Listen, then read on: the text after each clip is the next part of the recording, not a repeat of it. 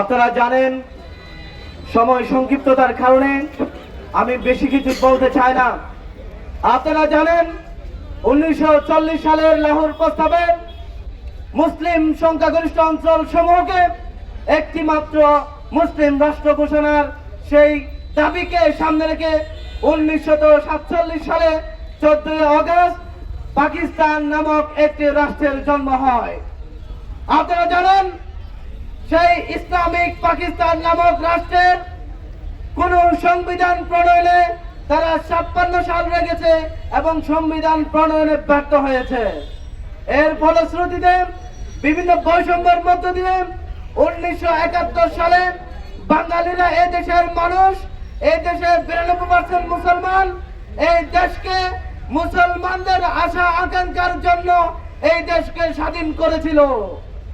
এই দেশের মুসলমানদের ভাগ্য পরিবর্তনের জন্য এই দেশের মানুষ ঝাঁপিয়ে পড়ে এই দেশকে স্বাধীন করেছিল। কিন্তু 1971 সালের পরবর্তী 72-এ যখন সংবিধান প্রণয়ন করা হয়, এই দেশে যারা চাঁদাবাজি করে, এই দেশ থেকে লুটপাট করে যারা 200 বছর পর্যন্ত ভারতীয় উপমহাদেশকে, এই বাংলা থেকে যারা লুটপাট চাঁদাবাজি করে দুর্নীতি করে লন্ডনের মধ্যে শিল্প কারখানা তৈরি করেছিল, তাদের আইন, তাদের সংবিধান থেকে কপি করে, নকল করে, চুরি করে ডক্টর কামাল হোসেনের মতো নাস্তিকারা এদেশের 92% মুসলমানদেরকে মুসলমানের জন্য সমাজতন্ত্র, ধর্মনিরপেক্ষতার মতো একটি সংবিধান প্রণয়ন করে।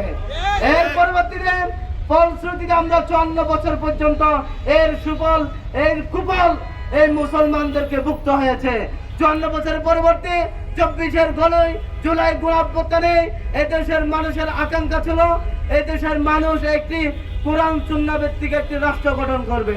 পীর সাহেব চরমনাই এই লক্ষ্যকে সামনে রেখে একটি ওয়ান বক্স পলিসি সর্বপ্রথম দিয়েছিল, আপনারা জানেন।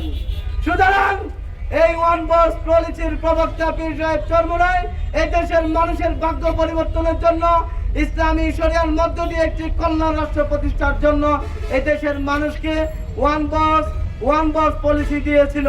কিন্তু সময়ের পরিপ্রেক্ষিতে এদেশের মানুষের দান্নাবাজি, ক্ষমতা যাওয়ার লোভের কারণে আমাদেরকে সেই ইসলামের বক্স থেকে সরে আসতে হয়েছে, আপনারা সবাই জানেন। সুতরাং আমরা চাই এই দেশের 92% মুসলমানদের দেশে কোরআন সুন্নাহ ভিত্তিক একটি কল্যাণ রাষ্ট্র প্রতিষ্ঠা হোক, একটি ইনসাফের রাষ্ট্র প্রতিষ্ঠা হোক, একটি সাম্যের রাষ্ট্র প্রতিষ্ঠা হোক।